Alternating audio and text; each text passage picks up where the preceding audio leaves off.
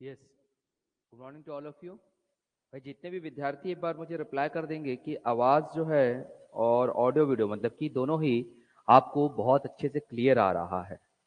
विद्यार्थी एक बार रिप्लाई कर देंगे ऑडियो और वीडियो दोनों ही क्लियर है, पास। महेश जी, अभय जी, सूरज जी, विष्णु जी और भी जितने विद्यार्थी हमारे साथ जुड़े हुए हैं एक बार रिप्लाई कर दीजिए। और सर्वप्रथम मैं क्षमा प्रार्थी हूँ कि आज आपके तय समय से थोड़ा सा विलंब हो गया। करबद्ध आप सभी से क्षमा प्रार्थी, आपके अपने शिक्षक क्रांति सर के द्वारा। फिलहाल कक्षा की शुरुआत करते हैं भाई गर्मजोशी के साथ। चलिए, सब चीज क्लियर है, विपिन पुरी जी कह रहे हैं। विपिन पुरी जी, मैं आज आपको पहली बार देख रहा हूँ और मैं चाहूंगा कि आप रेगुलर आइए, है ना। रेगुलर होते भी होंगे, हो सकता है, मेरा ध्यान नहीं गया, उसके लिए माफ करिएगा। तो देखते हैं आज हमारी कक्षा में, जैसे कि आप सभी जानते हैं शुरुआत ऑलरेडी हमारी हो चुकी थी। हम भारत के भौतिक विभाग का अध्ययन कर रहे थे। भारत के भौतिक विभाग में हमने हिमालय को पढ़ा, हमने पठारी क्षेत्र को पढ़ा, हमने राजस्थान वाले क्षेत्र को कल हमने पढ़ लिया था, मरुस्थलीय क्षेत्र जिसमें थार मरुस्थल की हमने अध्ययन किया। आज जो हमें अध्ययन करना होगा वो है उनके तटीय क्षेत्रों की। तो चलिए तटीय क्षेत्रों की हम बात करते हैं कि क्या कुछ हमारे पास तटीय क्षेत्र में दिया गया है। जब हम तटीय क्षेत्रों की बात करते हैं तो हमारे पास आता है पश्चिमी तट, हमारे पास आएगा पूर्वी तट। अब पश्चिमी तट और पूर्वी तट में हमें जो अध्ययन करना होगा वो ये देखना होगा कि क्या कुछ हमारे पास पश्चिमी तट में बंदरगाह है, पूर्वी तट में बंदरगाह है। पश्चिमी तट और पूर्वी तट की अपेक्षा कौन किससे ज्यादा अधिक चौड़ा है, किसकी कितनी लंबाई है, हमें ये देखना होगा। और हमें ये देखना पड़ेगा कि पश्चिमी तट और पूर्वी तट का अन्य क्या क्या नाम दिया गया है वहां पे तटीय प्रदेशों के आधार पर, उनके तट के आधार पर हमें उनकी लंबाई के साथ ही साथ हम कुछ यह भी तथ्यों को जानेंगे कि कौन सा ऐसा स्थान है जहां के समुद्री तल से लेकर आज हमारे पूरे सर्वस्व भारत में उसकी ऊंचाई मापी जाती है भूभागों की। जैसे कि उदाहरण के तौर पर अगर आप रायपुर स्टेशन में जाओगे, रेलवे स्टेशन में, तो आपके पास लिखे रहेगा समुद्र तल से इतनी ऊंचाई। तो वो जो ऊंचाई है किस समुद्र तल से? भाई हमारे पास तो बंगाल की खाड़ी भी है, हमारे पास तो हिंद महासागर भी है, भाई हमारे पास तो अरब सागर भी है। तो हम इन तथ्यों पर भी विचार करेंगे। ठीक है, चलिए। विष्णु जी धन्यवाद, आपने हमारे सपोर्ट में कहा कि कोई बात नहीं सर, होता रहता है कभी कभी लेट। टॉपिक ऑलरेडी भारत का भौतिक विभाग बताया जा चुका है। अब हम सर्वप्रथम जो स्टार्ट कर रहे हैं वो है भारत का पश्चिमी तटीय मैदान की मैं यहाँ पे बात करूंगा माय डियर। चलिए यहाँ पर ध्यान देंगे, भारत का पश्चिमी तटीय मैदान। तो पश्चिमी तटीय मैदान बनाने के लिए मैं इस तरीके से ऐसा कर लेता हूँ, ये रहा हमारा गुजरात वाला क्षेत्र, ये आप जानते हैं। गुजरात के अगर नीचे हम जाते हैं तो महाराष्ट्र हमें पड़ेगा। महाराष्ट्र से फिर हम ऐसा क्रॉस करेंगे गोवा, गोवा का कर्नाटक, कर्नाटक का केरला, और ये तमिलनाडु वाला क्षेत्र कन्याकुमारी हमें मिल जाएगा। ये हो गया भारत का पश्चिमी तट। टॉपिक लिया जाए क्योंकि तथ्य हमारे दूसरी ओर तथ्य आते रहते हैं। तो तथ्यों में देख लेते हैं क्या क्या हमारे पास आज खाते में आएगा, हम उसकी बात करेंगे। भाई ये रहा, थोड़ी सी दूरी कर लिया जाए ताकि यहाँ पे चीजें लिखते बने। भारत का पश्चिमी तटीय मैदान, तो मैं सीधा सीधा लिख ले रहा हूं पश्चिमी तटीय मैदान। अब विद्यार्थी यहां पर ध्यान दोगे कि मैं जो कुछ भी आपके पास एक बार नहीं, दो बार, तीन बार इसी चीज को रिपीट करता रहता हूं, तो वो इसलिए कि आप जितनी बार सुनोगे ना उतना आसान आपका जो मस्तिष्क है उसे ग्रहण करने लगेगा। और जब आपका मस्तिष्क में वो चीजें ग्रहण हो जाती है तो चीजें भूली नहीं जाती, चाहे वो इंसान हमारी जिंदगी से कितना ही दूर चले जाए। इस बात को समझिए आप, है ना। इसलिए मैं हर बार को बार बार बार बार बार बार कहता रहता हूँ। सुनते जाओ सुनते जाओ सुनते जाओ, चीजें आसान लगने लगती है।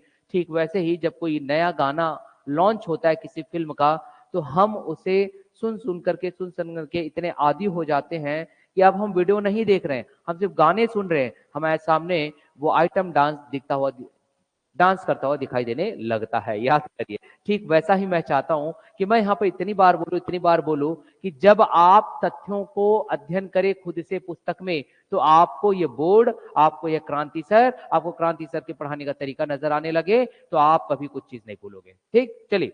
तो अब हम शुरुआत करते हैं पश्चिमी तटीय मैदान। देखिए, जब हम पश्चिमी तटीय मैदानों की बात करते हैं माय डियर, तो हमें सबसे पहले वो स्थान देखना पड़ेगा कि हम यहाँ पर किस स्थान की बात कर रहे हैं। यहाँ देखो, हम बात कर रहे हैं यहाँ जो अलग तटीय मैदान हो गया पश्चिमी भाग।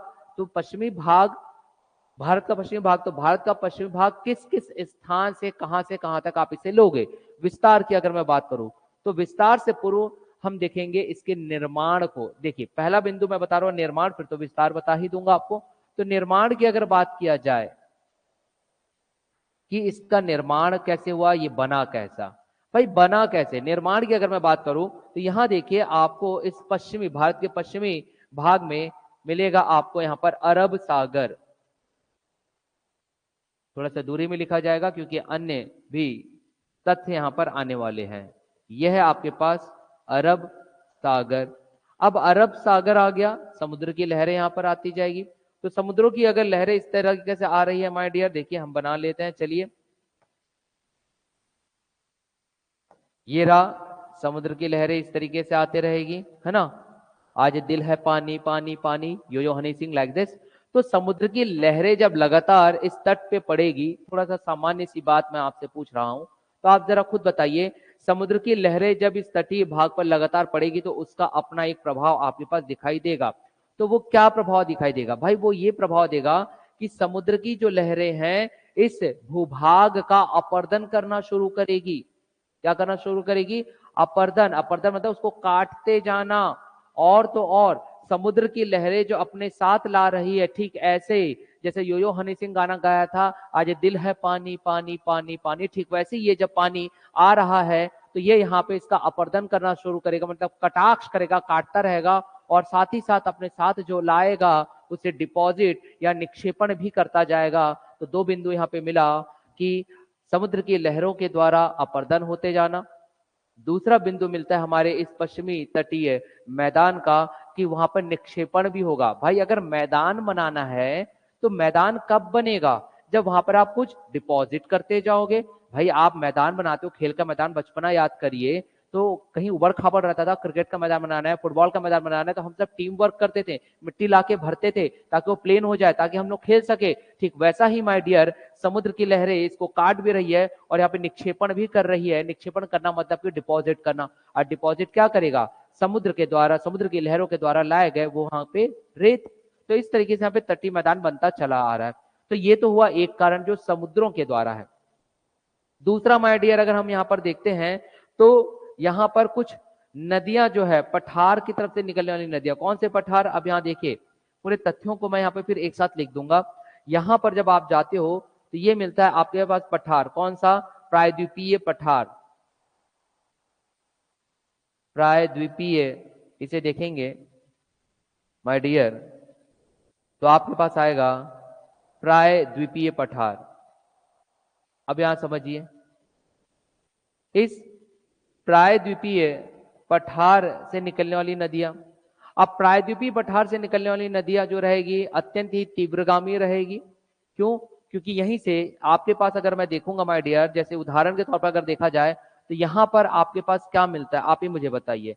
यहां पर हमने अध्ययन किया था सर, ये है पश्चिमी घाट, याद करिए। और पश्चिमी घाट से नदियां जो प्राय अधिकतर नदियां 80 से 85% जो नदियां हैं वो तो हमारी यहाँ पूर्व की ओर जा रही थी, बंगाल की खाड़ी, मैंने पिछली बार बताया था। लेकिन 10 से 15% कुछ नदियां भी तो है जो डायरेक्ट कहां पर विसर्जित होगी, वो सीधा विसर्जित होगी कहां, यहाँ अरब सागर में, लाइक दिस।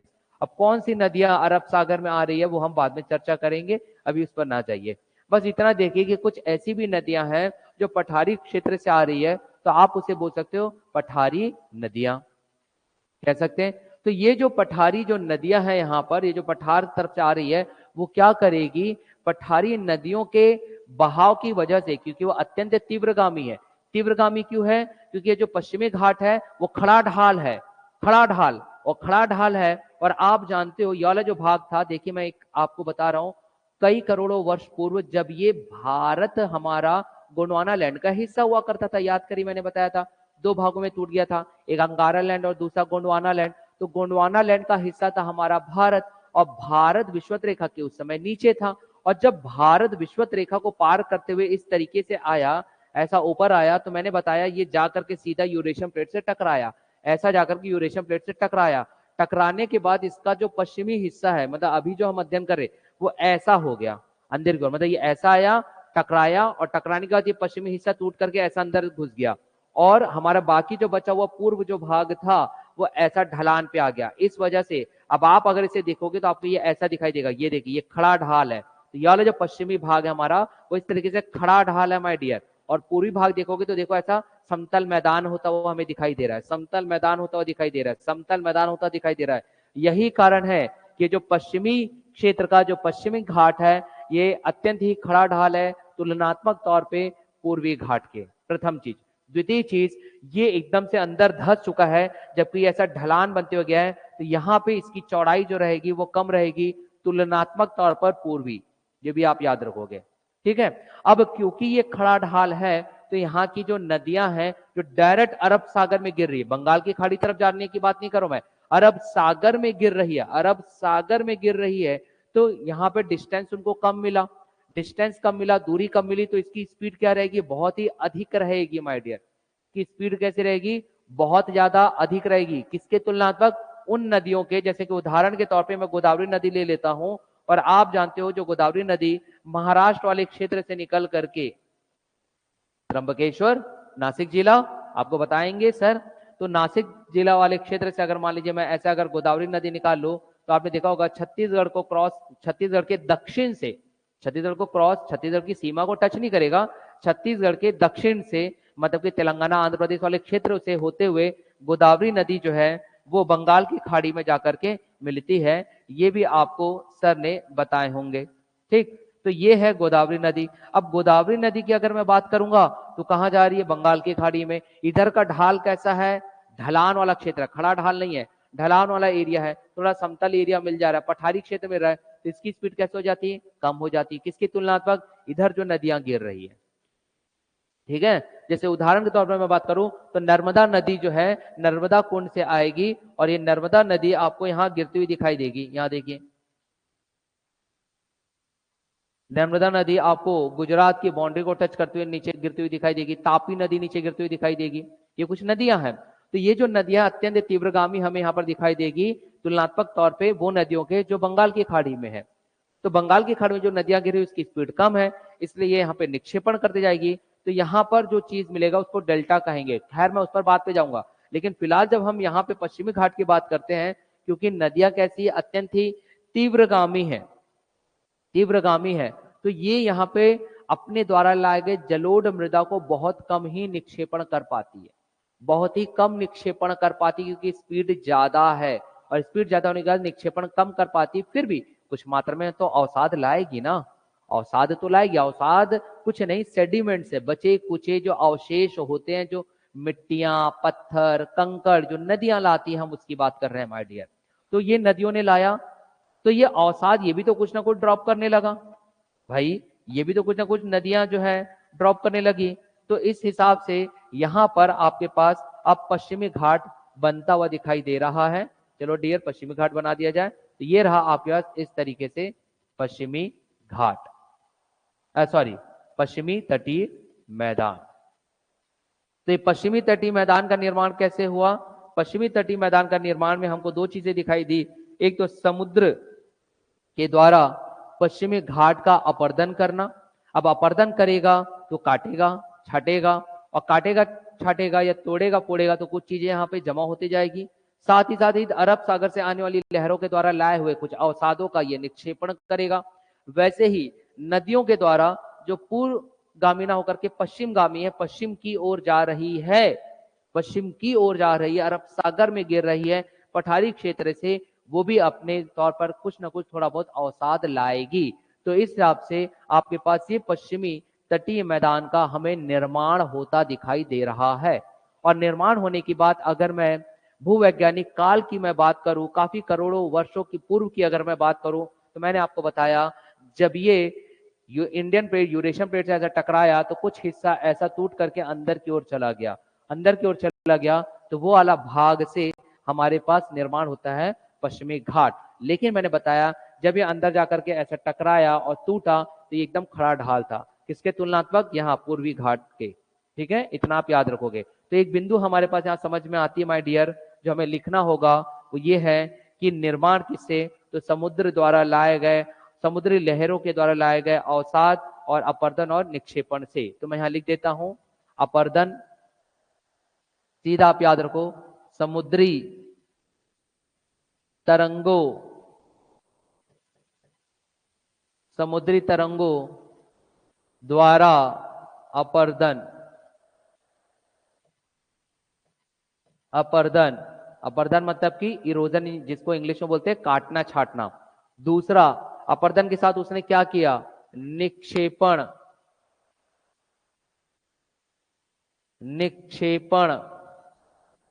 और कौन क्या निक्षेपण, तो नदियों द्वारा भी निक्षेपण हुआ, कॉमा करके नदियों द्वारा या नदी द्वारा बस लिख लो, नदी द्वारा निक्षेपण, ये हमें दिखाई देता है माय डियर। ठीक है, Sumit Jaiswal ji good morning sir, मैं प्री का टेस्ट सीरीज लिया हूं ऑफलाइन, कल इंडियन ज्योग्राफी का टेस्ट था, इतना सिलेबस अभी तक आप पढ़ाए, उसमें से 25 क्वेश्चन आए थे जिसमें कि 25 मुझसे बन गए। Thank you, thank you Sumit ji, thank you, thank you. आप लोग ऐसा रिप्लाई करते हो तो बहुत अच्छा लगता है। सुमित जी आपने ऑफलाइन टेस्ट सीरीज कहाँ का लिया है बेटा, जहां पर, वो मैं इसलिए पूछ रहा हूं, देखिए विद्यार्थी ने बहुत अच्छा रिप्लाई किए, क्योंकि सुमित जी आप टेस्ट सीरीज कहीं और अगर संस्था का लिए होंगे और वहां पर अगर मेरे क्वेश्चन आ रहे हैं और आपसे बन रहा है, इसका मतलब यह है बेटा कि हमारा अध्ययन बहुत अच्छा हो रहा है। क्योंकि अगर टेस्ट सीरीज आप हमारे यहाँ से लेते तो भाई जाहिर सी बात है मैं जो पढ़ाऊंगा वही टेस्ट में दूंगा तो हर विद्यार्थी से बनेगा। लेकिन जब हमारा पढ़ाया हुआ विद्यार्थी कहीं और आदरणीय शिक्षक के द्वारा बनाए गए परीक्षा में जाकर के पेपर में बैठता है और वहां के प्रश्नों को हल करता है, तो यहाँ से पता चलता है कि हमारे विद्यार्थी बहुत अच्छा अध्ययन कर रहे हैं। ये हमारा लिए गौरवान्वित महसूस करने का पल है कि हमारे विद्यार्थी आप जैसे सुमित जायसवाल जी पढ़ रहे हैं। भाई हम तो बस मार्गदर्शन कर रहे हैं, पढ़ाई तो आप लोग कर रहे हो बेटा, वेरी गुड। बिलासपुर में रहता हूं सर, वहीं लिया था, very good, very good Sumit Jaiswal ji, बहुत अच्छी बात आपने कही। बिलासपुर के टेस्ट सीरीज में अगर हमारे क्वेश्चन, अगर हमारे पढ़ाए गए इसमें अगर आप अध्ययन कर पा रहे हो तो बहुत अच्छी चीज है। और इसके लिए मैं क्रेडिट जो है मैं आप लोगों को देना चाहूंगा, स्वयं सुमित जायसवाल जी को, कि आप लोग पढ़ रहे हो, हम नहीं, हम तो सिर्फ मार्गदर्शन कर रहे हैं, हमारा काम सिर्फ मार्गदर्शन करना है। Very good, digital life from my side Sumit Jaiswal ji, ऐसे पढ़ते रहिए और भविष्य में ऐसा ही बन करके 1 किलो मिठाई जरूर दे दीजिएगा। ठीक है, चलो बेटा ऐसे आगे बढ़िए, गुड। अब हम बात करते हैं फिलहाल इसकी, तो अब हमारे पास निर्माण की बात हो गई भाई, निर्माण हो गया हमारे पास, पश्चिमी तटीय मैदान का निर्माण कैसे हुआ, पहला बिंदु क्लियर। अब दूसरा बिंदु हमें क्या क्लियर करना है, यहाँ देखिए दूसरा बिंदु ये करना है कि सर आप ये बताइए, ये जो पश्चिमी तटीय मैदान की अगर मैं बात कर दूं, जैसे कि आपने निर्माण बता दिया समुद्री तरंगों के द्वारा, और यहाँ एक और बात मैं बता रहा हूं, ये जो समुद्री तरंगों के द्वारा जो मैंने बात किया, नदी द्वारा निक्षेपण की बात किया, ये निर्माण सिर्फ इस पश्चिमी घाट के लिए नहीं है, ये सेम चीज आप पूर्वी घाट के लिए भी ले सकते हैं। क्यों, क्योंकि पूर्वी घाट में भी तो बंगाल की खाड़ी मिलेगी भाई, वहां की भी तो लहरें आएंगी भाई, पूर्वी घाट में भी तो ऐसे अन्य गोदावरी कृष्णा कावेरी नदियां आपको मिलेगी, महानदी आपको छत्तीसगढ़ से मिलेगी, क्या वो अपर्दन निक्षेपण नहीं करेगी। तो निर्माण दोनों का सेम रहेगा, अंतर बस चौड़ाई लंबाई में रहेगा, इतना बस याद रखेंगे। ठीक है, अब हम उसकी चर्चा करते हैं पश्चिमी घाट की, विशेष तौर पे माय डियर यहां ध्यान देंगे। जब हम पश्चिमी घाट की जब हम बात कर रहे हैं तो अब बिंदु आता है कि सर ये कहां से कहां तक फैला हुआ है, तो यहां देखिए जब हम इसको फैलने की बात करेंगे, हम इसके विस्तार की बात करेंगे, अगला बिंदु हमारा आएगा विस्तार डियर, कि सर इसका विस्तार कहां से कहां तक है। ध्यान दीजिएगा, जैसे हमारे सुमित जायसवाल जी जो आने वाले भविष्य में बहुत अच्छा हमें एक रिजल्ट देंगे, वैसे आप सभी देंगे, वैसे आप लोग भी अन्यत्र स्थानों का टेस्ट सीरीज जरूर ज्वाइन करिए और अध्ययन भले ही कहीं से भी करिए, सभी शिक्षक अच्छे पढ़ाते हैं, हम ही अच्छे पढ़ाते हैं ऐसा नहीं है, सभी आदरणीय शिक्षक अच्छा पढ़ाते हैं, आप बस स्व अध्याय पर विशेष ध्यान दीजिएगा तो आपका सिलेक्शन तय है। तो विस्तार की अगर हम बात करते हैं तो पहले गुजरात आप जाओ, आप गुजरात जाते हो तो यहां पर आपके पास मिलेगा गुजरात वाले क्षेत्र में कच्छ, कच्छ वाला क्षेत्र, तो यहां पर आप, मैं एक पॉइंट आउट कर दे रहा हूं, कच्छ, ये कच्छ वाला क्षेत्र। जब आप गुजरात के कच्छ वाले तटीय क्षेत्रों में जाते हो तो कच्छ से लेकर के अब तमिलनाडु आप चले जाइए, अगर आप तमिलनाडु जाते हो तो भारत देश का आपको सबसे दक्षिणतम बिंदु दिखाई देता है, जो मैंने आपको बताया रहता है, याद रखिए कन्याकुमारी, जहां वाला पॉइंट कन्याकुमारी, अगर भारत के मुख्य भूभाग का बोले तो कन्याकुमारी, और संपूर्ण भारत का बोलेगा तो ग्रेट निकोबार में आप चले जाओगे, जहां पे आपको क्या मिलेगा, बताइए, इंदिरा पॉइंट, पार्सन्स पॉइंट या पिग्मेलियन पॉइंट निकोबार में, वो संपूर्ण भारत का है। मैं भारत के मुख्य भूभाग की बात करूंगा तो यहां मिलेगा आपको कन्याकुमारी, कन्याकुमारी हो गया। कहां पर है तो याद रखिएगा तमिलनाडु।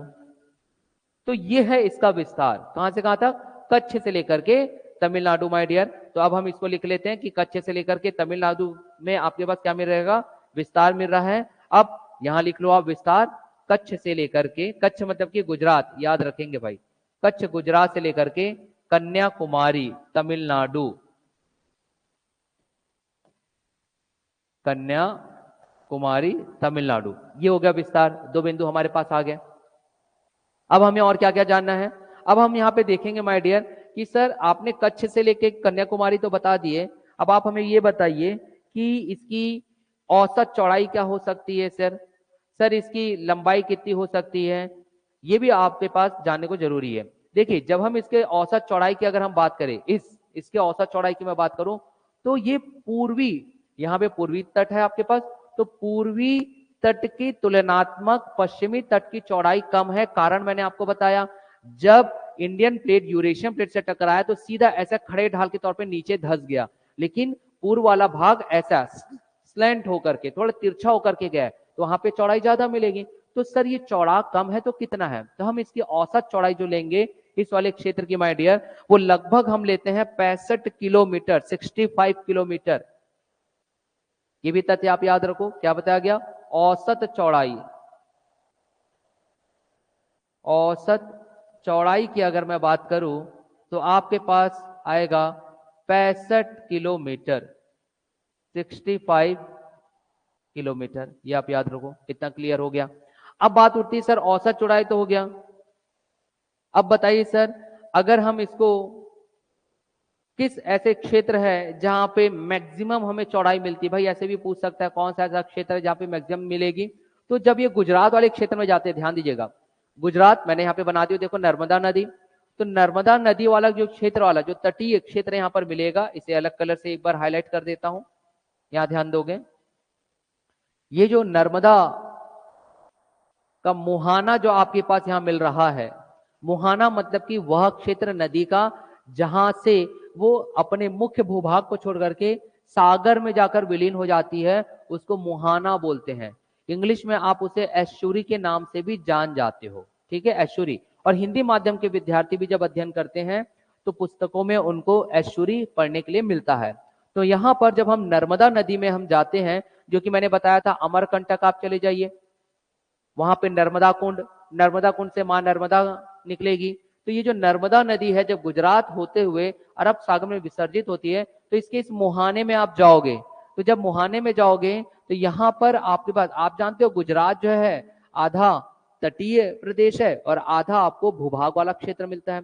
तो गुजरात के इस तटीय क्षेत्र में अगर आप जाते हो तो अधिकतम चौड़ाई आपको मिलेगी जो कि लगभग 80 किलोमीटर, लगभग 80 किलोमीटर आपके पास मिलता है। कौन सा अलग क्षेत्र है ये नर्मदा, और यहीं पे ही तापी, तापी नदी भी यहीं पे आती है, ये भी आप याद रखोगे भाई, तापी, तापी नदी भी यहां पे आती। तो औसतन तौर पर अगर हम अधिकतम चौड़ाई की अगर बात करें तो ये भी एक अन्य तथ्य आपके पास पता चलता है। अधिकतम चौड़ाई एक और चौड़ाई के नाम पर आप याद रखोगे जो मैक्सिमम है, कहां पर, तो मैक्सिमम आपके पास मिलेगा गुजरात, नर्मदा और तापी, नर्मदा और तापी, ठीक है। तो नर्मदा और तापी का मुहाना कौन सा अलग क्षेत्र आ जाएगा, ये तो याद रखना गुजरात, गुजरात मैं लिख रहा हूं GUJ, आप समझ जाओगे गुजरात, ठीक है। विष्णु जी और भी हमारे साथ जो विद्यार्थी जुड़े हुए हैं भाई, विष्णु जी, विपिन जी, अभय जी, महेश जी, सूरज जी, सभी विद्यार्थियों, तो आपने क्या देखा, चौड़ाई नर्मदा और तापी का मुहाना कितना किलोमीटर, तो हमने बात की है मैक्सिमम आपके पास जो MAX में लिख दे रहा हूं 80 किलोमीटर, मैक्सिमम आपको कितना मिल रहा है 80 किलोमीटर, ये याद रखिएगा भाई। चलो अधिकतम चौड़ाई की बात हो गई, अब हमें क्या जानना पड़ेगा यहाँ पे कि ये कितना किलोमीटर सर, चौड़ाई तो आपने बता दिया, ऑन एन एवरेज आपने बता दिया कि सर आपके पास जो 65 किलो मिल जाएगा, 65 किलोमीटर मिल जाएगा सर। पूर्व से पश्चिम सर कई बार हमारे पास एक दायरा दे देता है, मिनिमम टू मैक्सिमम की बात कर देता है। तो मिनिमम टू मैक्सिमम अगर मैं बात करूं कि पश्चिम से पूर्व की ओर, मतलब भाई यहाँ देखो ना, ऐसा चौड़ा मिल रहा है, पश्चिम से पूर्व की अगर हम ऐसा जाएंगे तो 10 से 80 किलोमीटर के आसपास मिलता है। और इसी 10 से 80 किलोमीटर के आसपास को ही जब हमने औसतन लिया तो हमारे पास कितना आया, 65 किलोमीटर। यहाँ देखो ना, ये इतना चौड़ाई आप ऐसा मेजरमेंट करोगे तो ऐसा चौड़ाई लगभग ये ऐसा, तो लगभग चौड़ाई हमारे पास कितना आ रहा है, 10 से 80 किलोमीटर के बीच का हमको रेंज मिलता है। उस 10 से 80 किलोमीटर के रेंज में हमने देखा, औसतन देखा तो कितना मिल गया, 65 किलोमीटर। उस औसतन में सबसे मैक्सिमम 80 किलोमीटर कहां मिल रहा है, तो गुजरात में मिल रहा है। ये होता है इसका तरीका मेजरमेंट का। क्लियर हो गया? तो हमारे पास कितना आ गया, कितना, 80 किलोमीटर जो सबसे ज्यादा है। अब यहां पर कुछ बात आती है, इसे बात समझेंगे आप। बात उठती है कि जैसे कि मैंने आपको बताया, ये वाला जो क्षेत्र है ये हमारा अंदर की ओर ज्यादा धसा हुआ नहीं है, खड़ा ढाल है।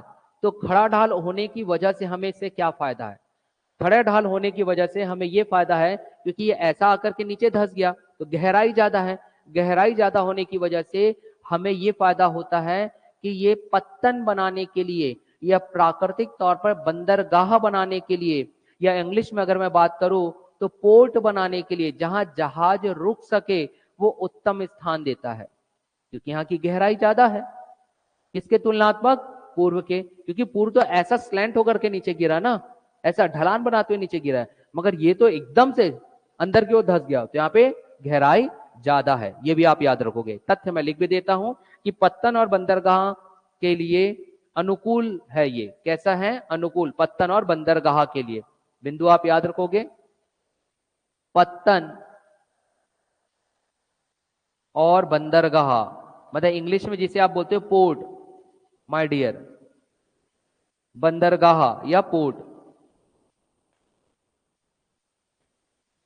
बंदरगाह के लिए उत्तम। क्यों है उत्तम, अगर कोई पूछे दे तो गहराई होने के लिए, गहराई इसकी बहुत ज्यादा है, इसलिए आप याद रखोगे माय डियर। कैसा है ये, उत्तम, पत्तन और बंदरगाह के लिए उत्तम। कारण है उसका सीधा सीधा ज्यादा गहरा होना। ये एक बिंदु आप और याद रख लेंगे। ठीक है भाई जी। अब देखो विष्णु जी, विपिन जी, उनके मस्तिष्क में एक बात उठती है कि सर जब मैं कई पुस्तक पढ़ता हूं तो मुझे उस पुस्तकों में यह भी सुनने मिलता है कि ये जो पश्चिमी तट है इसको अलग अलग 4 भागों में तोड़ा गया है। सर वो 4 भाग कौन कौन से हैं, जरा उसे भी क्लियर कर दीजिए। चलिए अब हम उसकी भी बात कर लेते हैं। हमारे अपने विष्णु जी, विपिन जी, जायसवाल जी, अभय जी के मुख में यह प्रश्न आ रहा है कि सर ये 4 भाग आप बता दीजिए, कौन कौन सा भाग होता है, कैसे कैसे टूटता है। चलो अब हम उसकी चर्चा करते हैं। इसकी चर्चा अगर हम करें तो वो 4 भाग कौन कौन सा होगा, अब यहां ध्यान दोगे। 4 भाग, अब हम इसको 4 भागों में तोड़ेंगे। कौन कौन से 4 तट है हम इसकी बात करेंगे। 4 भाग कौन कौन, तो वो 4 भाग कौन कौन सा होगा, गुजरात से लेकर, देखो गुजरात है यहाँ पे, गुजरात से लेकर के महाराष्ट्र, गोवा, कर्नाटका, केरल तक हम जा रहे हैं, और नीचे कन्याकुमारी तक तो ये फैला हुआ है, तो हमको ये भाग अलग अलग हमें दिखाई देने लगेगा। तो चलिए देखते हैं कि ये 4 भाग कौन सा है। सर्वप्रथम हम बात करेंगे 4 भाग में, यहां पर पहला भाग वो कौन सा है, रेड कलर से दिखाता हूं मैं आपको ताकि कंट्रास्ट कलर रहेगा तो क्लियर दिखाई देगा। प्रथम भाग की अगर मैं बात करूं तो आपके पास सिर्फ और सिर्फ आप गुजरात वाला क्षेत्र ले लीजिए। 4 भागों की मैं बात कर रहा हूं, तो प्रथम गुजरात वाला क्षेत्र है, तो इसे जाना जाता है गुजरात का मैदान। किस नाम से जाना जाएगा, गुजरात का मैदान। यह आप याद रखो, गुजरात का मैदान। और गुजरात का मैदान कहां पे, तो कच्छ का तो क्षेत्र मैंने बता दिया। एक और नाम आपने सुना होगा, कच्छ और काठियावाड़ माय डियर। तो आप यहां पे ऐसा याद रख लो, कच्छ, काठियावाड़, काठियावाड़। और सभी विद्यार्थियों से पुनः मेरा करबद्ध निवेदन, जैसे कि हमारे सुमित जायसवाल भाई ने बताया कि वो पढ़ भी रहे हैं, स्वाध्याय कर रहे हैं, तो आपको यहां मैं जो कुछ भी पढ़ा रहा हूं उसके बाद आप एक वस्तुनिष्ठ पुस्तक ले लीजिए, उस वस्तुनिष्ठ पुस्तकों को लेकर के आप उसका अध्ययन करना शुरू करिए, प्रश्नों को बनाइए, फिर अन्यत्र किसी भी स्थान की टेस्ट सीरीज ज्वाइन करिए, आपको उसका परिणाम मिलेगा। जैसे भाई सुमित जायसवाल जी को परिणाम मिल रहे हैं और गौरवान्वित महसूस कर रहे हैं वो हमें। ठीक, तो गुजरात का मैदान हो गया, कहां, कच्छ से काठियावाड़, ये एक पहला हो गया। दूसरा, अब आप जाओगे नीचे, यहां पे मिलेगा दमन वाला क्षेत्र। यहां से देखो, दूसरा भाग मैं ले रहा हूं, दमन से लेकर के महाराष्ट्र, महाराष्ट्र को कवर करता हुआ आपके पास जाएगा गुजरात, सॉरी महाराष्ट्र, महाराष्ट्र से कवर करेंगे हम कहां तक, गोवा तक, गोवा तक, दमन से गोवा तक का दूसरा बिंदु। तो दमन से गोवा तक का दूसरा बिंदु, दूसरा कलर ले लेता हूं ताकि आपके पास क्लियर विजन हो। चले, ये लीजिए, ये हो गया। तो कहां से कहां तक ले जाएगा, दमन से गोवा तक का। इसे क्या जाता है, कोंकण तट, याद रखना, कोंकण तट कहां से कहां तक है, दमन दीव, आपने सुना होगा, गुजरात तट के नीचे आपको दिखाई देगा। तो दमन से लेकर आप चले जाइए गोवा, महाराष्ट्र कवर करिए, गोवा पहुंच जाइए, दमन से गोवा। तो ये क्या कहलाएगा, आपका कोंकण तट, दूसरा आपके पास प्राप्त हो गया। तीसरा अब हम देखते हैं माय डियर, नीचे की ओर, कहां से कहां तक, गोवा, गोवा तक तो आप चले गए। अब आप गोवा से थोड़ा नीचे चलेंगे, तो गोवा से अगर आप नीचे की ओर जाओगे तो आप कर्नाटक तक जाओ, क्योंकि देखिए आपने गुजरात कवर किया, आपने महाराष्ट्र कवर कर दिया, महाराष्ट्र के नीचे गोवा कवर कर दिया, अब आधे गोवा से लेकर के नीचे कर्नाटक तक हम जाएंगे। चलिए कलर अलग ले लेता हूं, ग्रीन कलर, ये लीजिए भाई, ये। तो ये हम कहां से कहां तक जा रहे हैं, तो अब हम इस, पहले तो हम इस तट का नाम आपको पता होना चाहिए। तट का नाम रहेगा, क्योंकि अब हम गोवा से लेकर के कर्नाटक जा रहे हैं, ये तो आप उसने बाउंड्री लाइन बता दिए, लेकिन इस तट का नाम आप याद रखोगे, तट का नाम कहलाएगा आपका कर्नाटक या कन्नड़ तट। कन्नड़ तट याद रखो, ज्यादा बेहतर रहेगा आपको, हो सकता है वो ऐसे ही पूछे, कन्नड़ तट, ये हो गया कन्नड़ तट। कहां से कहां तक, गोवा से लेकर के, गोवा से लेकर के कर्नाटक, और कर्नाटक में भी अगर पूछ दे तो याद रखना मंगलुरु, कर्नाटक में भी अगर पूछ दे तो याद रखना क्या आएगा, मंगलुरु, मंगलुरु, अगर पूछ दे तो कर्नाटक में कहां तक, तो मंगलुरु आप ले सकते हो, ये हो गया। अब हमको कर्नाटक से कन्याकुमारी तक जाना पड़ेगा, क्योंकि एंड पॉइंट तो आपका कन्याकुमारी है ना, एंड पॉइंट आपका क्या है, कन्याकुमारी। तो कन्याकुमारी तक का आपको देखना पड़ेगा। अब कन्याकुमारी तक आप जाओगे तो आपके पास क्या मिलेगा भाई, आपको तमिलनाडु मिलेगा, तमिलनाडु। तो तमिलनाडु तक चलिए, अब हम चलते हैं, यहां देखिए, ये ये पहुंच गया हम तमिलनाडु तक, तमिलनाडु के कन्याकुमारी तक। तो कहां से कहां तक, हमने वही मंगलुरु, कर्नाटक से लेकर के तमिलनाडु तक के तट की हम बात कर रहे हैं। इसे कहा जाता है मालाबार तट, याद रखेंगे, क्या कहा जाता है उसे, मालाबार तट, लिख देते हैं हम, मालाबार तट, मालाबार तट। कहां से कहां तक गए, कर्नाटक मंगलुरु, मैं मंगलुरु लिख देता हूं, फिर आपको समझ में आ जाएगा क्योंकि ऊपर ऑलरेडी लिख चुका हूं। मंगलुरु से आप कहां गए, कन्याकुमारी, और कन्याकुमारी कहां पर है, तो आप बोल दोगे तमिलनाडु, ये लीजिए भाई। ये कुछ तटों के नाम आपको याद रखना है, इतना आप ध्यान से देखिए, फिर उसके बाद में कुछ और चीजें यहां पर आपको बताऊंगा।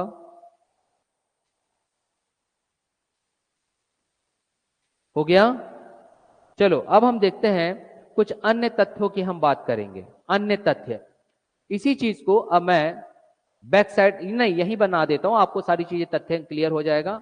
2 मिनट पानी पी लो भाई, पानी पीने दो। और विद्यार्थी मुझे बताओ भाई, यहां तक चीजें समझ आ रही है ना, फिर मैं आगे बढ़ूंगा भाई। बातचीत करते रहा करो, हम ऐसे शिक्षक है कि जब तक बात ना करें ना तो हमें मजा नहीं आता भाई। जल्दी बताओ, कुछ सेकंड मुझे पानी पीने दीजिए भैया, प्यास लग रही है ना विद्यार्थियों।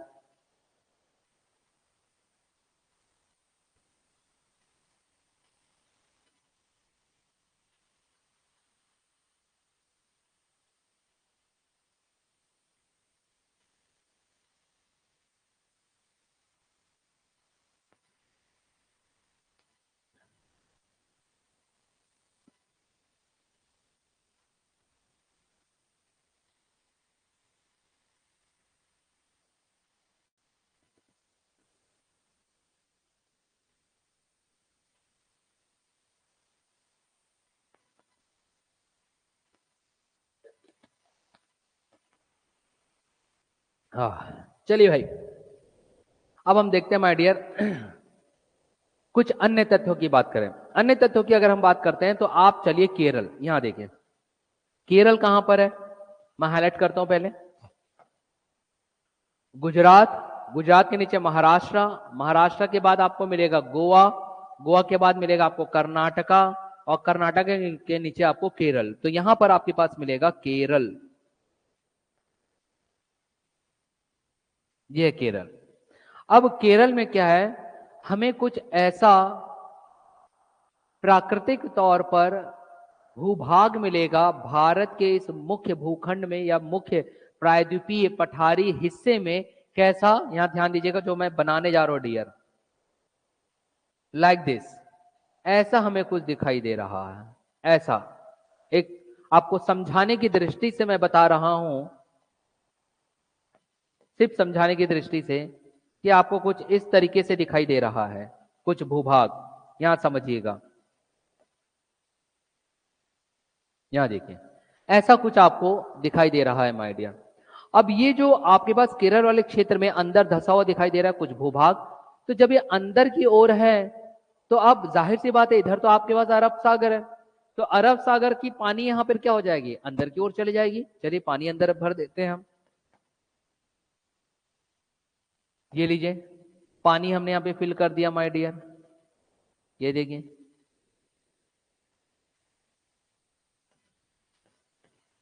हो गया, वाटर आपने यहाँ पे फिल कर दिया। अब ये वाले जो क्षेत्र है जहां पे आपने यहाँ पे वाटर फिल कर दिया, पानी यहाँ पे डाल दिया बेटा, ये पानी कैसा आया, बैक साइड आया। यहाँ देखो पानी कैसा आया, बैक आया, बैक। क्योंकि ये पानी या वाटर यहाँ पे बैक साइड आया है, इसलिए कहा जाता है इसका नाम बैक वाटर। याद रखना क्या वर्ड इस्तेमाल कर रहा हूं मैं, बैक वाटर। इसे बैक वाटर बोलते हैं इंग्लिश में, और हिंदी में इसे ही कहा जाता है बेटा कयाल। अब कयाल क्या है मैं बताऊंगा, कयाल स्पेशली केरल में वहां की लोकल लैंग्वेज में बोला जाता है। तो पहले तो आप इसका नाम याद रखो, इसे हम क्या बोल रहे हैं, बैक वाटर। बैक वाटर आप याद रखोगे इंग्लिश में, और हिंदी में इसे बोला जाता है पश्च जल, पश्च जल या बैक वाटर आप याद रखो, जैसा भी आप याद रखना चाहते होंगे। या तो आप पश्च जल याद रखो या बैक वाटर। अब इसी पश्च जल को केरल में विशेष तौर पे क्या बोला जाता है, तो कयाल, ये याद रखना, कयाल, इसे ही कहा जाता है कयाल।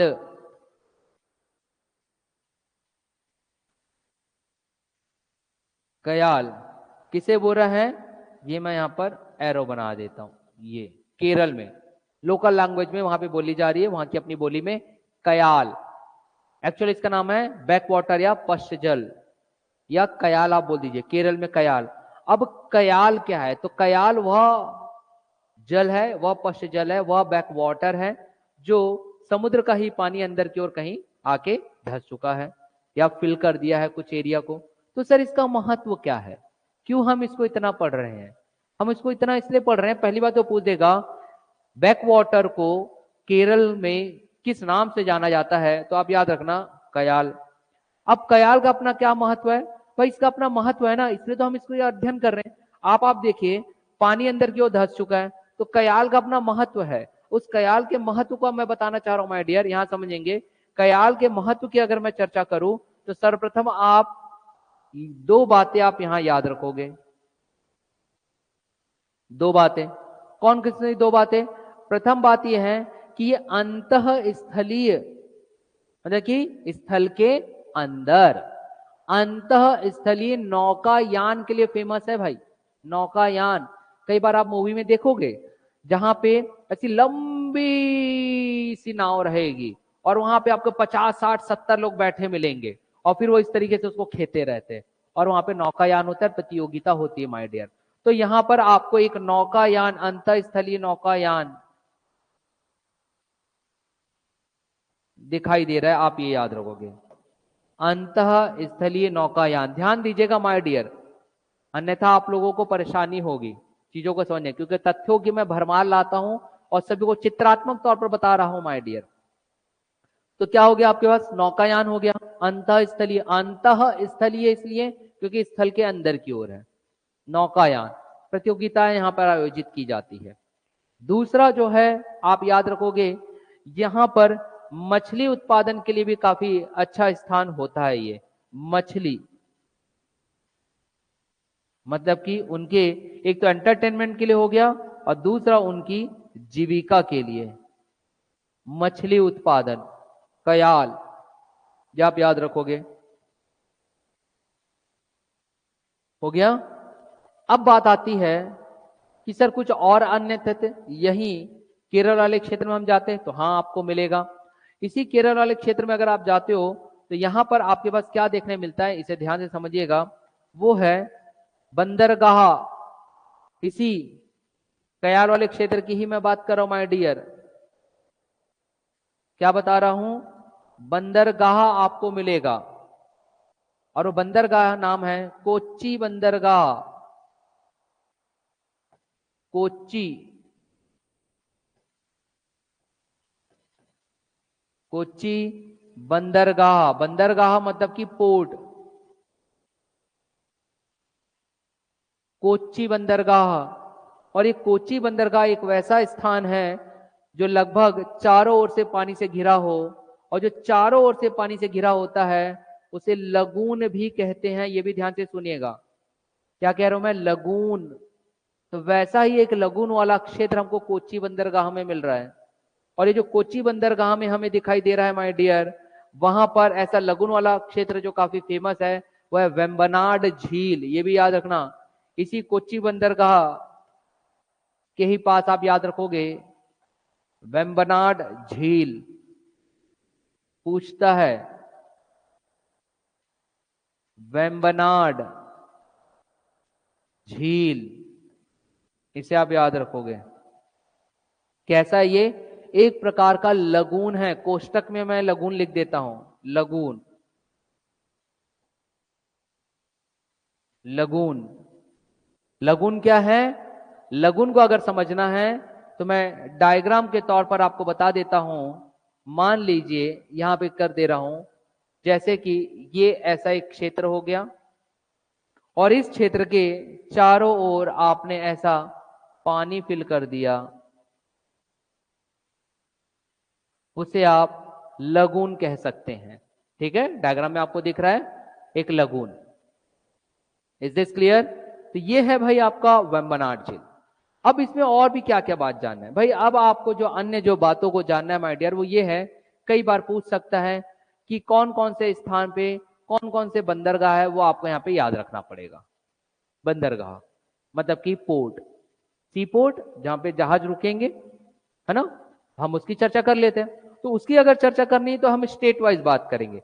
जैसे कि अगर मैं महाराष्ट्र अगर मैं जाता हूं माय डियर, तो महाराष्ट्र अगर आप जाते हो तो आपको महाराष्ट्र में 2 से 3 आप याद रख लो। जैसे कि महाराष्ट्र में अगर हम जाए तो कौन कौन से बंदरगाह मिलेंगे, तो एरो वाइज में बताते चलता हूं। यहां देखेंगे जहां पर बंदरगाह के तौर पर महाराष्ट्र में हमें क्या क्या मिल रहा है, तो महाराष्ट्र में मैं लिखता हूं बंदरगाह,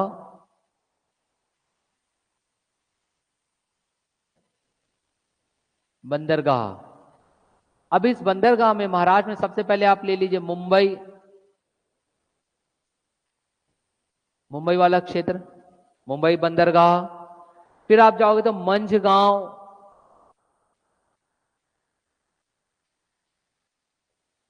मंझगांव।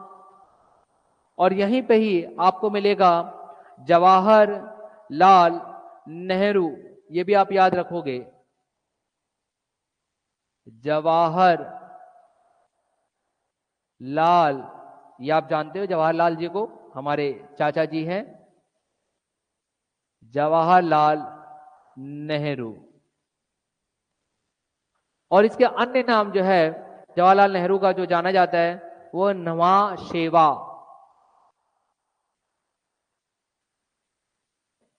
नवा शेवा। अगर ऐसा बोल दे तो वो कुछ नहावा शेवा जो है, नहावा शेवा कुछ और नहीं, जवाहरलाल नेहरू ही है। तो ये महाराष्ट्र का बंदरगाह हो गया।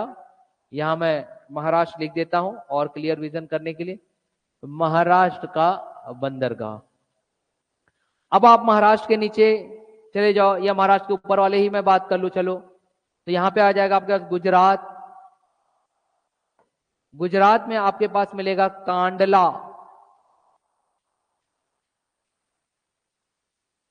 कांडला बंदरगाह। कहां पे? गुजरात। दिखाई दे रहा है? गुजरात, चलो लिख भी दिया। गुजरात हो गया, महाराष्ट्र हो गया। अब आप कहां चले जाइए? गोवा। भाई महाराष्ट्र में मतलब मुंबई, मुंबई क्रॉस किया महाराष्ट्र, महाराष्ट्र से नीचे आप जाते हो तो गोवा। यहां कहीं हमने गोवा अटैच किया है, चलो यहां पे लिख दिया जाए, एरो बना दिया जाए गोवा। गोवा नहीं भूलोगे, गोवा बहुत आसान है याद रखना। क्या मिल रहा है गोवा में? यहां देखते हैं डियर, ये आ जाएगा आपके पास गोवा बंदरगाह। गोवा, गोवा में आपके पास कौन सा बंदरगाह मिल रहा है? तो मारमा गोवा, मारमा गोवा। अब नाम ही वैसा है तो नहीं भूलोगे, उसी की स्टेट के नाम है मारमा गोवा बंदरगाह। मारमा गोवा बंदरगाह, ये हो गया हमारा गोवा वाला के एरिया कवर। गोवा के नीचे अब हम जाएंगे तो आपके पास कर्नाटका, ये देखिए कर्नाटका यहां पे। और कर्नाटका में यही मैं लिख देता हूं, यह है आपका कर्नाटका। और कर्नाटका के क्षेत्र में हमें क्या मिलता है? यहां पे कर्नाटका। जब आप कर्नाटका जाते हो या कर्नाटक आप हिंदी में कह दीजिए, तो कर्नाटक में आप बंदरगाह याद रखोगे मंगलुरु, मंगलुरु बंदरगाह। अभी जिसकी बात चल रही थी यहां देखिए, मंगलुरु बंदरगाह माय डियर, या मंगलुरु पोर्ट लिख देता हूं, जगह कम है, पोर्ट सॉरी मंगलुरु। अब मंगलुरु के नीचे आप केरल में तो मैंने बता दिया कोच्चि बंदरगाह।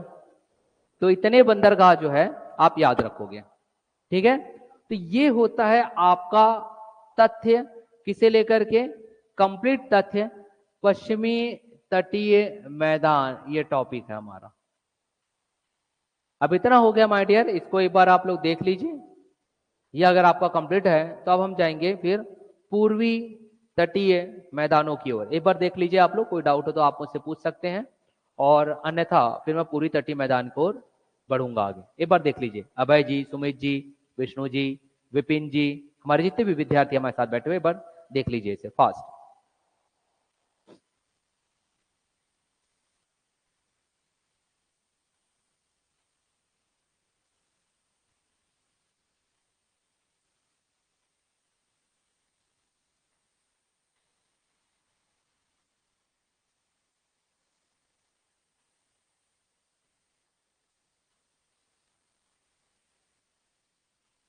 हो गया? चलिए एक तथ्य मैं बता देता हूं जो मैं अभी भूल रहा था, हालांकि भूला नहीं था, मैंने आपको पहले बता दिया था। क्योंकि यहाँ की जो नदियां हैं वो जब यहाँ पर विसर्जित होने आती है अरब सागर में, तो अत्यंत ही तीव्रगामी हमें दिखाई दे रही है। और तो और यहाँ पे खड़ा ढाल है, ऐसा ढलान नहीं है, एकदम खड़ा है। खड़ा होने की वजह से स्लोप जो है बहुत ज्यादा स्टीप मिलता है। तो नदियां जब यहाँ पर अरब सागर में विसर्जित होने आती है तो आती और ऐसे गिर जाती है डायरेक्ट।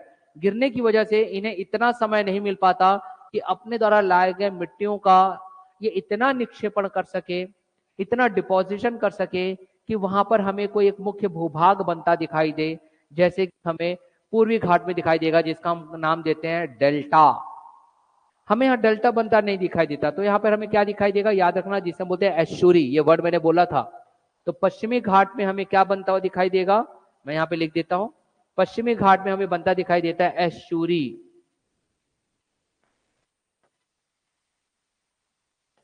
एश्चुरी का निर्माण। तो एश्चुरी क्या है? एश्चुरी जो है नदियों के द्वारा लाए गए कुछ जलोढ़ मृदा, इनके द्वारा कुछ स्थान जो बना रहेगा, मतलब मुहाना। मुहाना एश्चुरी मतलब मुहाना, जहां से नदियां आई स्थल भाग से और समुद्री भाग में जाकर के मिल रही है। तो जो पॉइंट आपके पास मिलेगा, जो ऐसा भूभाग आपके पास मिलेगा, वो मुहाने को हम बोलते हैं एश्चुरी। तो यहाँ पे क्या बनता दिखाई नहीं देगा, डेल्टा। कारण यह है कि नदियां तीव्रगामी है, नदी को आज इतना समय नहीं कि वो ड्रॉप कर दे, कुछ चीजों को डिपॉजिट करे, डायरेक्ट जाकर के सागर में मिल जाती है। तो यहाँ पे एस्चुरी का निर्माण होता है, बस आप इतना याद रखोगे। अब हम चलते हैं पूर्वी घाट की ओर माय डियर, ठीक है। चलो पूर्वी घाट। और माय डियर जितने भी विद्यार्थी हो ना आप लोग, भाई एकदम एक्टिव रहा करो। सुबह की बात है, ठंड भरा समय है, गर्म भरी चाय लीजिए, चुस्की मारिए और कक्षा का आनंद लीजिए माय डियर। आनंद आएगा कक्षा में, है ना, आनंद लेते चलिए। आनंद लेके पढ़ोगे ना तो एक अलग ही मजा आता है याद करने में, चीजों में। चलो अब हम देखते हैं पूर्वी घाट की हम बात कर लेते हैं, सॉरी पूर्वी तटीय मैदानों की अब हम बात करते हैं। तो पूर्वी तटीय अगर मैदान लिया जाए तो देखिए कहां से कहां चालू होगा। भाई हम ले लेंगे बंगाल की खाड़ी से, बंगाल की खाड़ी से लगा हुआ वेस्ट बंगाल, ये लीजिए वेस्ट बंगाल वाला क्षेत्र आ रहा है ये इस तरीके से। गुजरात सॉरी वेस्ट बंगाल, उड़ीसा, उड़ीसा के बाद आगे तमिलनाडु, आंध्र प्रदेश, आंध्र प्रदेश के बाद तमिलनाडु आपके पास आता हुआ दिखाई देता है। वेस्ट बंगाल मतलब पश्चिम बंगाल, उड़ीसा, आंध्र प्रदेश, तमिलनाडु, ये इस तरीके से आपका कवर होगा हमारा पूर्वी तटीय मैदान। अब जैसे कि मैंने आपको बता दिया पहले ही कि जो पूर्वी तटीय मैदान है वो अत्यधिक हमें चौड़ा दिखाई देता है। उसका अपना कारण है ना, क्योंकि ढलान उस ओर मिली, क्योंकि ऐसा जब प्लेट आकर के यूरेशियन प्लेट से टकराए इंडियन प्लेट, तो ये पश्चिमी जो घाट वाला क्षेत्र था वो सीधा अंदर धंस गया, और ये ऐसा स्लैंट होकर के धंसा, ऐसा होकर के, इसलिए। तो चलिए टॉपिक का नाम हम लिखते चलते हैं, फिर तथ्यों की हम बात करेंगे माय डियर। पहला पॉइंट यहां लिखते चलेंगे, टॉपिक हमारा है पूर्वी तटीय मैदान। पूर्वी तटीय मैदान, चलिए हाईलाइट कर दिया जाए, ये हमारा रहा टॉपिक। अब देखते हैं कि क्या कुछ हमें अध्ययन करना है। पहली बात, निर्माण तो मैंने थोड़ा देर पूर्व ही बता दिया था। समुद्रों के द्वारा लाए गए लहरों के द्वारा उसका अपर्दन भी होगा और निक्षेपण भी वो करेगा।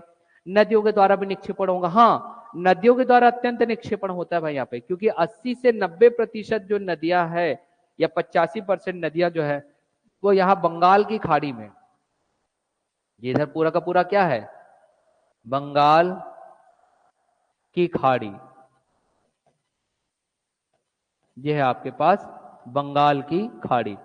तो बंगाल की खाड़ी में मैक्सिमम नदियां, अगर मैं नदियों को बना दूं माय डियर लाइक दिस, तो आपके पास आप ले सकते हो कृष्णा, गोदावरी, कावेरी, लाइक आप यहां से महानदी छत्तीसगढ़ से होते हुए आप महानदी आप नीचे ड्रॉप कर दीजिए, महाराष्ट्र से आप गोदावरी ले लीजिए, आपके पास ऐसा कृष्णा कावेरी आ जाएगी, ये कुछ नदियां। तो चलिए मैं फिलहाल एक दो नदियों के बस नाम लिख देता हूं, हर किसी का नहीं। यहां पर आपके पास मिल गया जैसे कि महानदी, महानदी,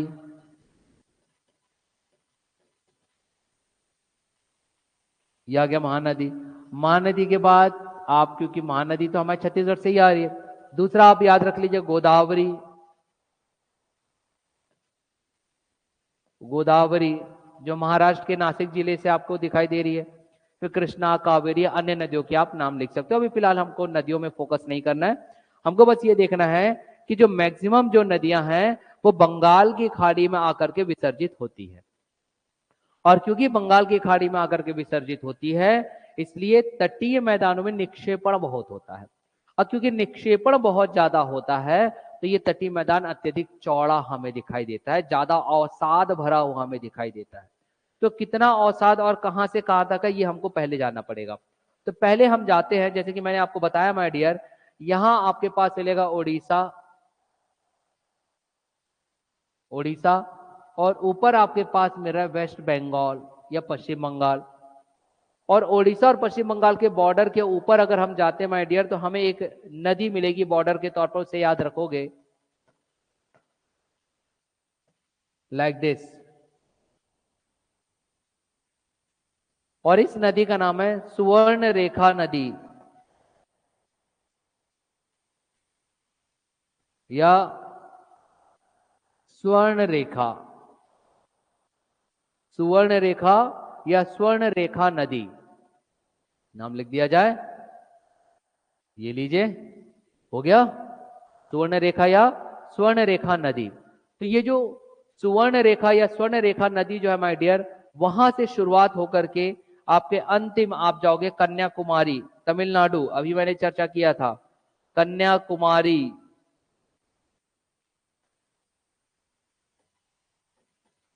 कन्याकुमारी कहां पर है? तमिलनाडु में। कन्याकुमारी का अन्य नाम केप कॉमोरिन। सब चीज याद रखना भाई, कुछ भी पूछ सकता है ना। Anything will be possible in your examination, क्योंकि तथ्यों की भरमार आएगी वहां पर। बहुत ज्यादा कठिन नहीं करेगा, लेकिन तथ्य इतना देगा कि आपको चीजें कठिन लगने लगेगी। इसलिए जितना हो सके ना तथ्यों को याद रखो। याद रखो क्या बताया मैंने, आप तमिलनाडु चले गए, तमिलनाडु चले तो पॉइंट का नाम क्या बताया गया? कन्याकुमारी। कन्याकुमारी का अन्य नाम आपको क्या बताया गया? केप कॉमोरिन। ये याद रखोगे। तो विस्तार हमको कहां से कहां तक मिल रहा है? स्वर्ण रेखा नदी से लेकर के कन्याकुमारी। तो पहला बिंदु हमारे पास आ गया विस्तार। पहला बिंदु विस्तार कहां से कहां तक? तो आप याद रखोगे स्वर्ण रेखा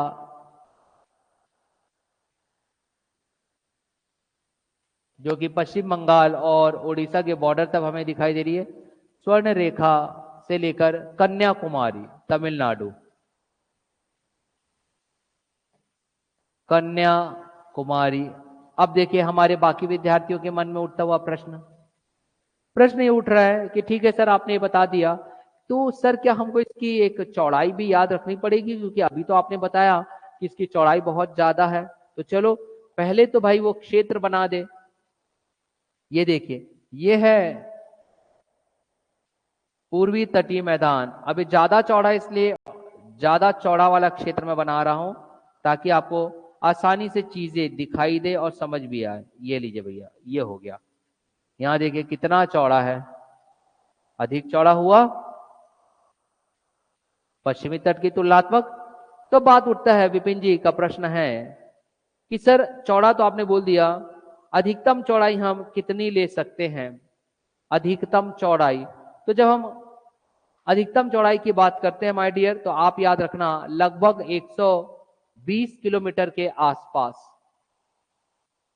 अधिकतम चौड़ाई, या फिर मैक्सिमम चौड़ाई की अगर मैं बात करूं तो कितना बताया गया आपके पास? 120 किलोमीटर माय डियर। ये हो गया, ये याद रखोगे। अब फिर से पॉइंट उठता है, हमारे विद्यार्थी हमसे पूछते हैं कि सर आपने 120 किलोमीटर बता दिया, आपने ये भी बता दिया विस्तार जो है स्वर्ण रेखा नदी से लेकर के कन्याकुमारी, जो पॉइंट दक्षिणतम बिंदु है मुख्य भूभाग का तमिलनाडु में, वहां तक है। सर क्या इसमें कुछ विशेष नदियों को भी नाम याद रखने? हाँ, विशेष नदियों के नाम आप याद रख लीजिए। महानदी हो गया, गोदावरी हो गया, कृष्णा हो गया, कावेरी हो गया। जब मैं आपको अपवाद तंत्र बताऊंगा ना, तब सभी नदियां आएंगी, इसलिए बिल्कुल निश्चिंत रहिए। अब विशेष बिंदुओं की हम बात करते हैं। विशेष बिंदुओं में जैसे कि हम बात करते हैं, तो आपके पास कुछ झील, यहां पर हमें लगून झील मिलते हैं, लगून। और जैसे कि मैंने अभी आपको कॉन्सेप्ट बताया था कि लगून झील होता क्या है, जब हम लगून झील की बात करें माय डियर, तो लगून झील मतलब कि वह झील या लगून एरिया वह एरिया होता है जो चारों तरफ से हमको पानी से घिरा हुआ दिखाई देता है।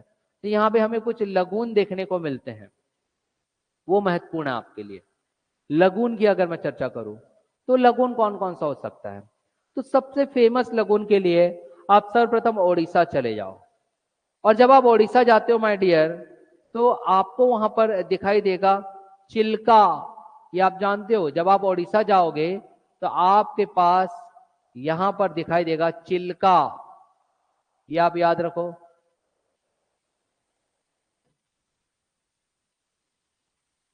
क्या मिल रहा है? चिल्का। मैं इसे थोड़ा अलग किसी अन्यत्र स्थान पे लिखता हूं ताकि आपको क्लियर दिखाई दे। चिल्का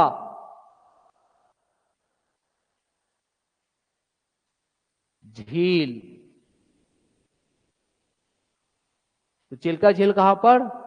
ओडिशा। देख लीजिए, ओडिशा बॉर्डर में मैंने लिख दिया। दूसरा अगर हम जाते हैं तो हमें ऐसा ही आंध्र प्रदेश और तमिलनाडु वाले बॉर्डर में मिलेगा। तो आंध्र प्रदेश लगभग मैं यहां बना देता हूं, आंध्र प्रदेश, ये उड़ीसा, उड़ीसा के नीचे आपके पास आंध्र प्रदेश, यहां से हम चालू कर देते हैं, ये आंध्र प्रदेश, आंध्र प्रदेश के नीचे हम जा रहे हैं तो आपके पास तमिलनाडु आ रहा है। अब आंध्र प्रदेश और तमिलनाडु के बॉर्डर के आसपास आपके पास मिलेगा पुलिकट झील, ग्रीन से बता रहा हूं पूरा, यहां मिलेगा लगभग आपके पास पुलिकट झील माय डियर, ये यहां लिख दे रहा हूं, क्या है, पुलिकट झील, एक प्रकार का लगून है।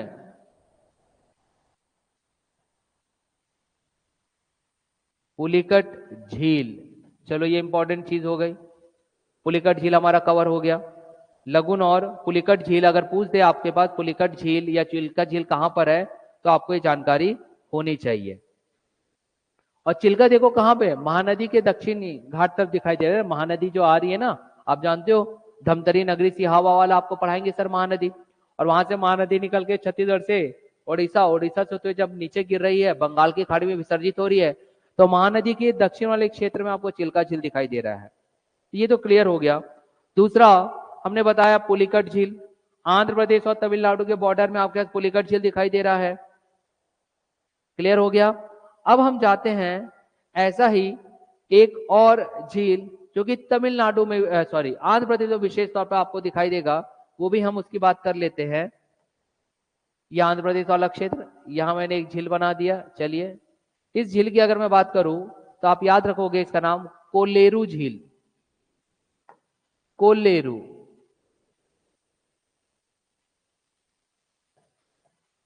कोलेरू झील, ये आप याद रखोगे, ठीक। तो कोलेरू झील कहां पर, आंध्र प्रदेश में विशेष तौर पे, और आंध्र प्रदेश और तमिलनाडु के बीच में क्या मिल रहा है, पुलिकट झील। देखो डायग्राम भी मैं वैसा ही बना रहा हूं जिससे आपको एकदम क्लियर विजन हो सके। अब अगर बोल दे कि नहीं सबसे बड़ा झील कौन सा है, तो सबसे बड़ा झील का नाम मैं अलग से यहां लिखता हूं ताकि आपको याद आएगा, वो है चिल्का, अलग से लिख दे रहा हूं भाई, चिल्का झील कैसा है, बिगेस्ट है, बिग लिख देता हूं आपको याद रखने के लिए, बिगेस्ट है, बड़ा है सबसे, चिल्का झील कहां पर, तो आप लगुन वाले क्षेत्र में याद रखोगे माय डियर, सबसे बड़ा। चलिए अब बात उठती है कि सर क्या हम इस पूर्वी तटीय मैदान को भी वैसा ही डिवाइड कर सकते हैं जैसा कि आपने पश्चिमी तट को विभाजित किया, हाँ बिल्कुल कर सकते हो भाई। तो इस पूर्वी तटीय मैदान को भी हम अलग अलग 4 भागों में विभाजित कर सकते हैं। अब हम उसकी चर्चा करेंगे वो 4 भाग कौन कौन से हैं, फिर हमारा ये जो है टॉपिक पूर्वी तट और पश्चिमी तट कंप्लीट होता नजर आएगा।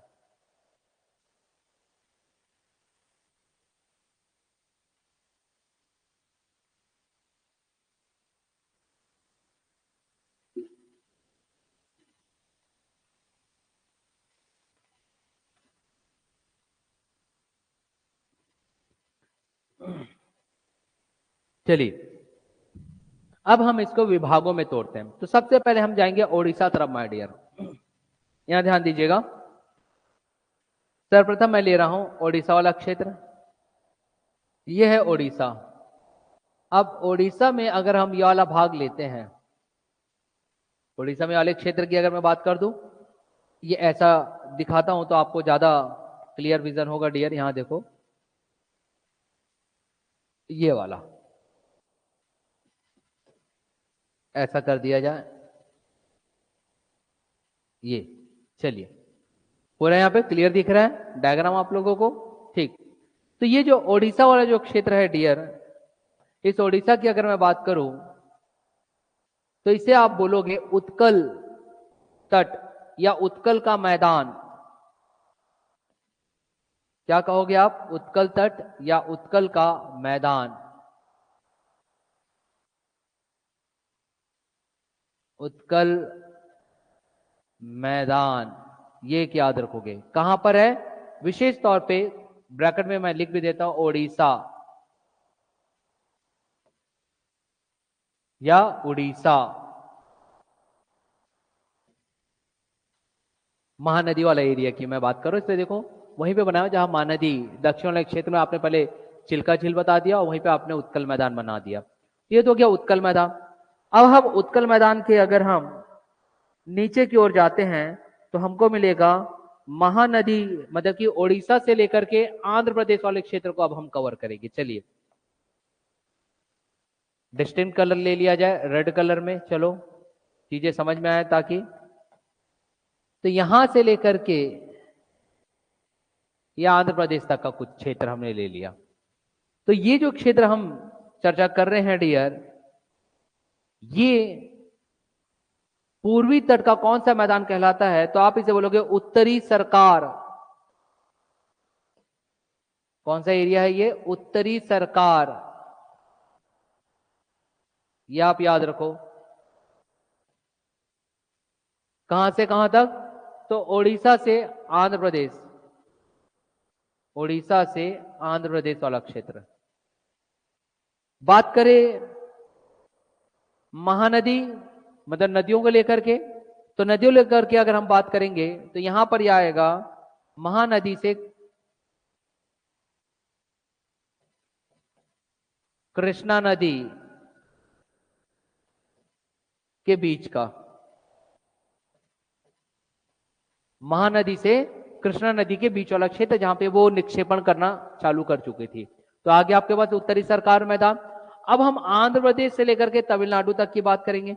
उससे पहले हम विशेष तौर पे आंध्र की ही बात कर देते हैं। और अगर हम आंध्र प्रदेश की अगर विशेष तौर पर बात करें तो आपके पास कहां दिखाई देता है? आंध्रा मैदान, आंध्रा वाला ही क्षेत्र माय डियर। चलो आंध्रा वाला क्षेत्र ले लिया जाए। यहां देखिए ये रहा आंध्रा वाला क्षेत्र।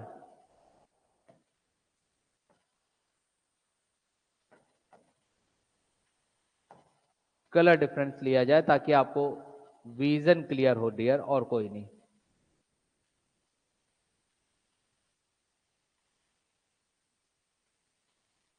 चलो ये आ जाएगा लाइक दिस, क्लियर हो जाएगा विजन। ये वाला भाग, ये वाला भाग हम ले लेंगे लाइक दिस, आंध्र प्रदेश वाला क्षेत्र, विशेष तौर पे आंध्र प्रदेश का। तो हम इसे क्या बोलेंगे? आंध्रा,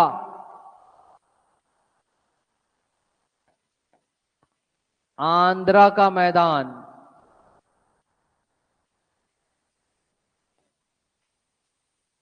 कौन कौन सी नदियां या झील के हिसाब से आप याद रखोगे? तो याद रखिए यहां पर आपके पास कृष्णा और गोदावरी दोनों ही दिखाई दे रही है। तो कृष्णा गोदावरी के तट के आसपास दो झील आप याद रख लो, कोलेरू झील और पुलिकट झील के मध्य। देख लीजिए कोलेरू झील कहां पर है? आंध्र प्रदेश में।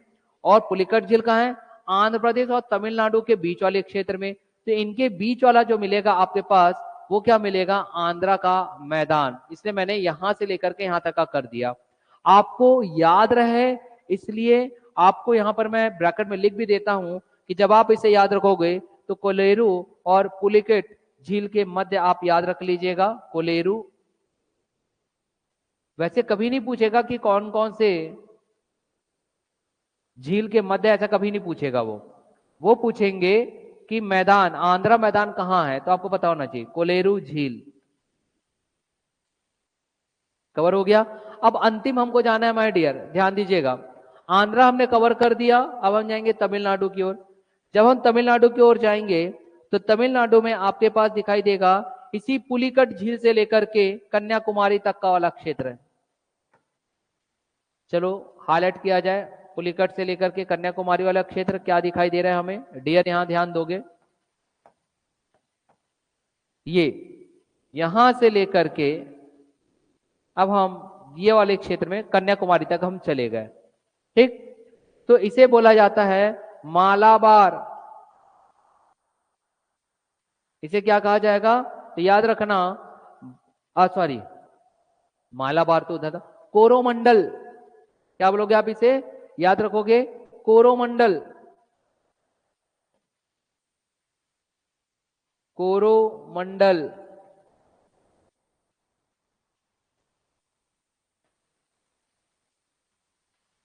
कोरोमंडल तट या कोरोमंडल मैदान। अब ये जो कोरोमंडल तट या मैदान है कहाँ कहाँ है, देखो पुलिकट झील से लेकर के कन्याकुमारी के मध्य दिखाई दे रहा है, उसके बीच में मैंने रखा हूं, पुलिकट से लेकर के कन्याकुमारी। चाहो तो आप इसे कोष्टक में लिख सकते हैं एक याद करने की दृष्टि से।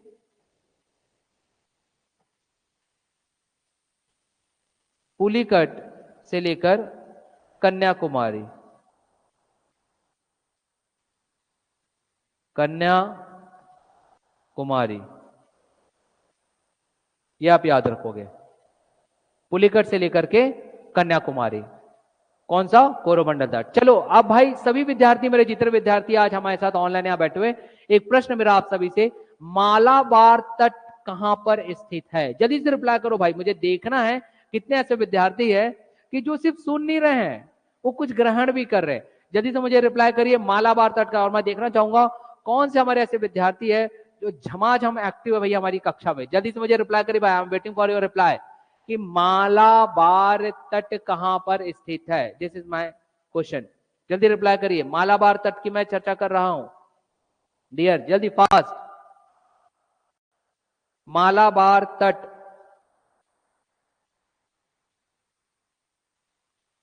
जल्दी बताइए।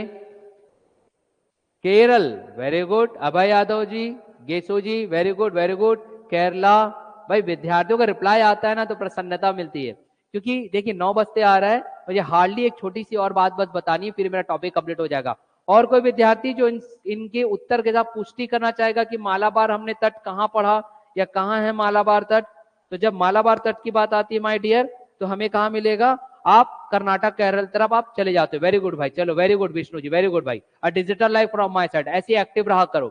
अब एक लास्ट पॉइंट, जैसे कि मैंने आपको शुरुआत में ही बताया था कि आपने देखा था कि अगर आप कोई भी आप रेलवे स्टेशन जाते हो तो वहां पर लिखे रहता है समुद्र तल से ऊंचाई। यकीन हो तो आप अपने अपने रेलवे स्टेशन चले जाइए, वहां सा बोर्ड रहेगा येलो कलर का, ब्लैक कलर से लिखे रहता है रेलवे स्टेशन का नाम, और नीचे रहेगा समुद्र तल से ऊंचाई। या अन्यत्र कहीं पर भी अगर लिखे रहता है समुद्र तल से ऊंचाई, तो कौन से समुद्र तल से ऊंचाई लेगा भाई? हमारे पास बंगाल की खाड़ी है, दक्षिण में हमारे पास हिंद महासागर है, हमारे पास वहां आप चले जाओगे तो अरब सागर है पश्चिम की ओर। तो याद रखना बंगाल की खाड़ी में ही ये हमारा उत्तर दिखाई देने लगता है, क्योंकि जब हम चेन्नई तट में हम जाते हैं, यहां देखो चेन्नई। चलिए मेरा प्रश्न है, चेन्नई आपको कहां मिलेगा? भाई चेन्नई कहां पे है? आंध्र प्रदेश या तमिलनाडु? रिप्लाई करो आप मुझे, चेन्नई कहां पर है? आंध्र प्रदेश या तमिलनाडु? रिप्लाई करिए, बाकी फिर मैं आपको उत्तर दे रहा हूं।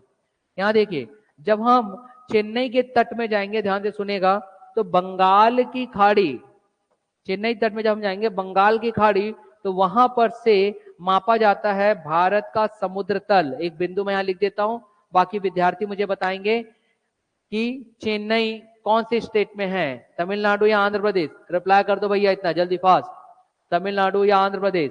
चेन्नई बताइए। अभय जी बोले सर आंध्र प्रदेश में चेन्नई है। चलिए और देखता हूं मैं और कोई विद्यार्थी पुष्टि करते हैं अभय जी के साथ कि चेन्नई कहां पर है। मैं फिलहाल बस इतना लिख रहा हूं, भारत का समुद्र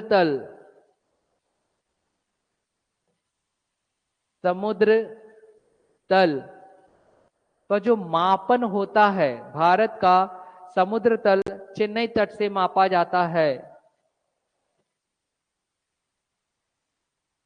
चेन्नई तट से मापा जाता है, ये आप याद रखेंगे भाई।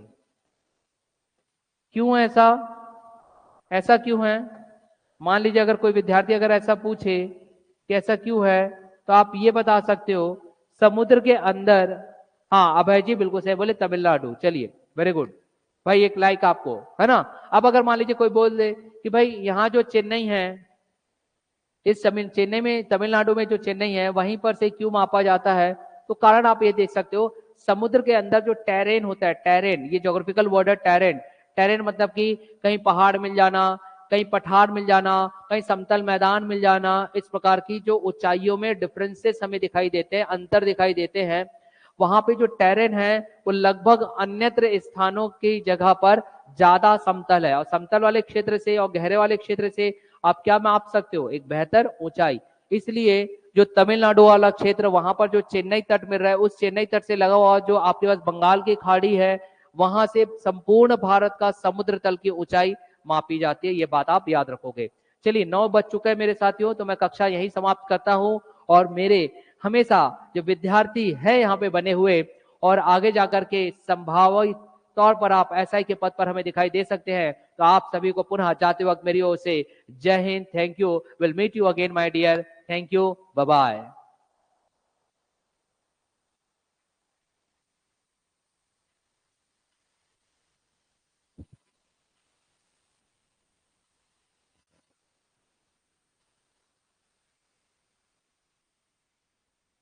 Thank you Simon ji, thank you, thank you, Suman ji, thank you.